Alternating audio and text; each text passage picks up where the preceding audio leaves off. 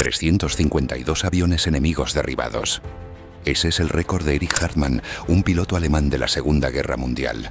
Para que lo entiendas, el mejor piloto estadounidense tiene 40, el mejor británico, 38, el mejor soviético, 62. Hartmann tiene casi 6 veces más que todos ellos. 80 años después, nadie se ha acercado. Nadie lo hará jamás. Y probablemente nunca escuchaste su nombre. Hoy vas a descubrir por qué el piloto más letal de la historia fue borrado de los libros. No solo por los 352 derribos confirmados, sino por cómo lo hizo. Sin superioridad tecnológica, sin superioridad numérica, únicamente con una táctica perfecta que mantuvo vivo cuando otros ases morían. Hartmann voló 1404 misiones. Fue derribado 16 veces. Sobrevivió a todas. Pasó 10 años en gulags soviéticos. Y murió prácticamente olvidado. Si quieres entender cómo un piloto rompió todos los récords y por qué la historia prefiere ignorarlo, dale like y quédate hasta el final. Capítulo 1.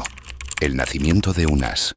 Erich Alfred Hartmann nace el 19 de abril de 1922 en Weissach, Alemania.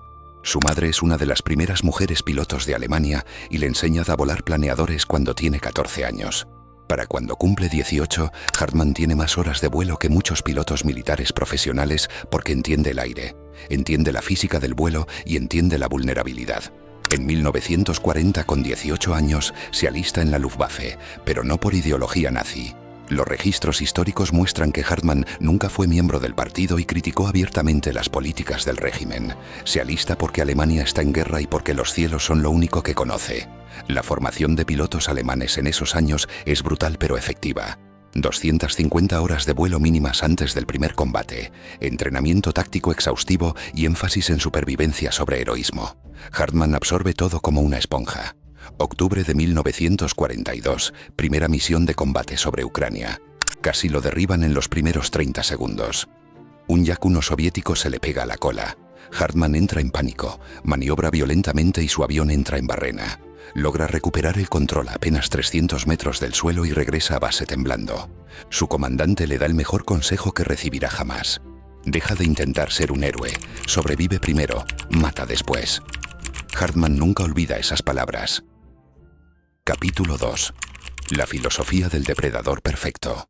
Después de su primer combate caótico, Hartmann desarrolla un método que lo convierte en el depredador aéreo más efectivo de la historia.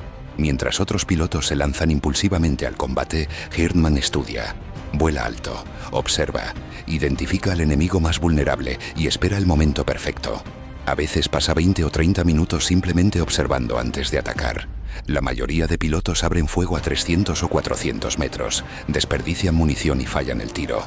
Hartmann se acerca hasta 50 metros, a veces menos, tan cerca que puede ver el rostro del piloto enemigo. A esa distancia no falla. Desarrolla una precisión quirúrgica. Dispara ráfagas cortas de 1 o 2 segundos, apunta siempre a motores o cabina y no persigue aviones que falló. Simplemente busca otro objetivo. Su ratio de eficiencia es demencial, aproximadamente un derribo por cada 15 balas disparadas. Y apenas derriba un avión, se retira del combate inmediatamente. No celebra, no verifica, no persigue. Acelera, gana altitud y vuelve a observar. Esta disciplina lo mantiene vivo cuando otros ases mueren intentando ser héroes. Los números empiezan a acumularse de forma brutal. En 1943 consigue 95 derribos, en 1944 añade 160 más y en 1945 suma 97 adicionales antes del fin de la guerra. Para ponerlo en perspectiva, derriba un promedio de un avión cada 4 misiones. Algunos días derriba 5, 6, 7 aviones y su récord en un solo día son 11 aviones derribados. Y lo más impresionante es que sobrevive, porque mientras ases con 20 o 30 derribos mueren en combate, Hartmann acumula 352 y regresa vivo. Capítulo 3. El Frente Oriental. Aquí viene la pregunta incómoda. ¿Cómo es posible que Hartmann tenga 352 victorias cuando el as estadounidense más famoso tiene 26? La respuesta tiene 3 partes fundamentales. Primero, volumen de combate. El Frente Oriental era un matadero aéreo continuo donde Hartmann voló 1404 misiones en 3 años, con combates diarios y a veces múltiples por día. La Unión Soviética perdió más de 46.000 aviones en la guerra, lo que significa que había objetivos constantemente. Segundo, diferencia tecnológica inicial. Entre 1942 y 43, los cazas soviéticos eran inferiores, más lentos, con peor armamento, pilotos con menos entrenamiento que muchas veces solo tenían 10 o 20 horas de vuelo total, y tácticas rígidas basadas en formaciones masivas. Pero esto cambió drásticamente, porque para 1944 los soviéticos volaban cazas excelentes como el Yak-3 y el La-7, y Hartmann seguía derribándolos igual. Tercero, genio táctico puro.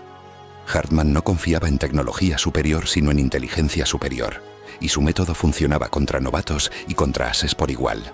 El 24 de agosto de 1944 hay una operación sobre Rumanía donde Hartmann despega 5 veces en un solo día. En cada misión identifica formaciones soviéticas desorganizadas, ataca desde el sol con ráfagas cortas y se desengancha inmediatamente.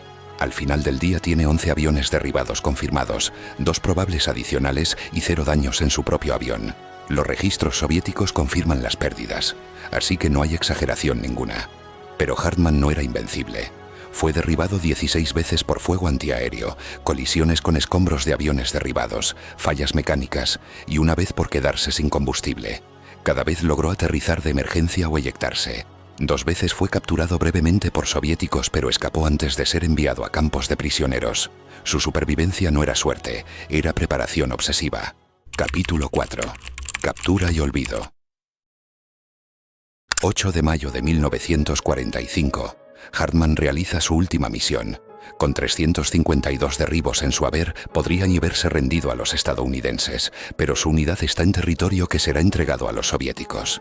Intenta volar hacia el oeste pero no lo logra. La guerra termina y los soviéticos lo capturan. Los soviéticos saben perfectamente quién es. El diablo rubio que destruyó cientos de sus aviones.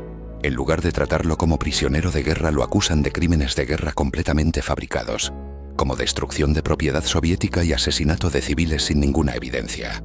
La sentencia es 25 años de trabajos forzados. Hartmann pasa 10 años en gulags soviéticos con trabajo en minas de carbón, tortura psicológica e intentos de reeducación comunista. Se niega a cooperar y sobrevive por pura terquedad. En 1955, Alemania Occidental negocia su liberación y Hartmann regresa, pero a un país que prefiere olvidar.